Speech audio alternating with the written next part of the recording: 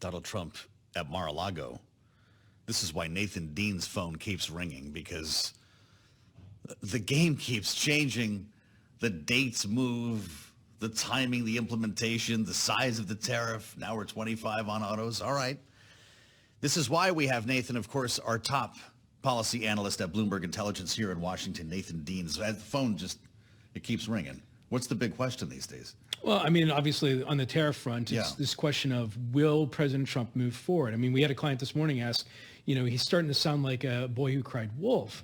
And, what we have to go back to and what we tell our clients is when it comes to tariffs, look, President Trump truly believes in tariffs. But the question is, what nuggets can we glean from his statements and his Truth Social posts to see if there's any way that other countries could come back and create a negotiation? Yeah. This is what we saw with Canada. This is what we saw with Mexico. This is what we saw with Colombia.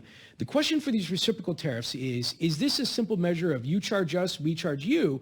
Then there's a high chance that these tariffs will go into fruition. Mm-hmm. But if there's other things that, like, say that there's negotiations with the European Union on cars, or maybe banks in Canada, things that President Trump has talked about, if there's negotiations that take place, potentially these tariffs will come back. But, ultimately you do have to prepare for these tariffs, because at a certain point, we do think President Trump is going to move forward like he did with China and the 10% tariff. Markets have been interesting, though. I mean, you're hearing from investors, and they're saying, let us know when it matters, guys. Let us know when we should care. The S&P's at a new high yesterday. Well, but that's the point, is these tariffs haven't come in, and we haven't seen the impact yet on the American consumer. Right. And so one of our base case scenarios for these tariffs is that if we are going to see tariffs move forward outside of a universal tariff, if you see tariffs move forward, there'll probably be in industries the American consumer won't see initially. Okay. Think of food prices. Think of potash. Canada fertilizer. The industry there. So we'll see. I mean, obviously, it's hard to predict, and we have to always apologize to our clients that we don't know what's going to happen here. But you have to prepare for them. Always with the idea that these deadlines are not deadlines. These are self-imposed deadlines. Yes. And so President Trump can always come back and say, based upon my conversation with Prime Minister Trudeau or with the European Union, these tariffs have been pushed off. And so then we'll just fight, see that that delay, and we'll have to deal accordingly with it. Well, it's interesting because tariffs were supposed to help pay for tax cuts. Remember, this is like before we even got to the election, never mind the inauguration. It was part of the argument. You got to have them all together, extend Trump tax cuts. Look at these beautiful tariffs they help to pay for because they raise a lot of revenue.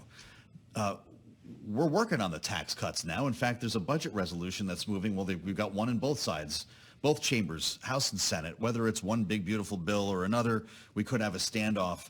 But aren't we missing a major component here if these are just threats? Yeah, when it comes to the reconciliation fight, we really don't care from a market perspective whether it's one big beautiful bill or two bills. Right. What we care about are the tax cuts going to be dealt with? Is there $4.5 trillion worth of tax extensions? Yes. Is that going to add to the deficit, or is it revenue neutral or budget neutral? Mm-hmm. We won't know that until the Senate parliamentarian gets in there and we start to see what the offsets, whether it's the Inflation Reduction Act. So we're still probably about 2-3 months away from where the markets really want to start seeing the specifics. We don't think that, the House is going to be able to come up with a resolution, plan with specifics within Speaker Johnson's timeframe of April and May. Mm-hmm. I wouldn't be surprised if we had this conversation in July and we were talking about specifics then. But when it comes to tariffs, just note that if tariffs do go into the reconciliation discussion, then it becomes a congressional tariff, not a presidential tariff. Mm-hmm. And it sort of, handcuffs President Trump's ability to negotiate if it goes into the record. But again, we have never seen what's happened with the External Revenue Service that President Trump floated about earlier. We're actually going to have a conversation with the head of the CBO coming up in the next hour.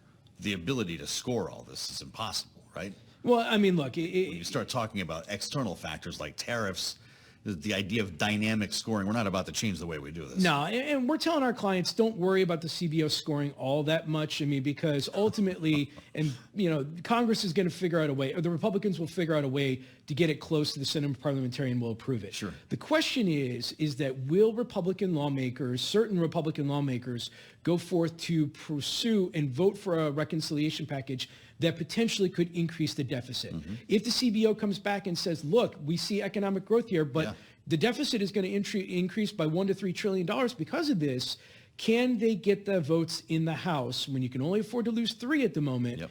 Can you get the votes in the House? That's the more bigger question, is the political question, because if it looks like this is going to be increasing the deficit, the tariff question, the DOGE question could all be moot, because it comes down to those Republican lawmakers. Comes down to three. Debbie Wasserman Schultz was on the other day. She said, we're just looking for three good Republicans. We'll see about that, because we have breaking news from New York. Looks like you're going to be able to maybe drive south of 60th Street again here and park your car. DOT confirms the Department of Transportation. If you're with us here on Bloomberg, I know this is important to you, especially if you're driving around New York.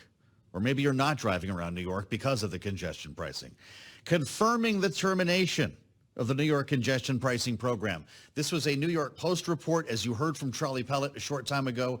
Now it's a fat headline from the U.S. government. DOT confirming termination of congestion pricing program. Just another example of Donald Trump putting his finger on the scale here on the state level as well. Yeah, absolutely. That's the MO coming out of this White House.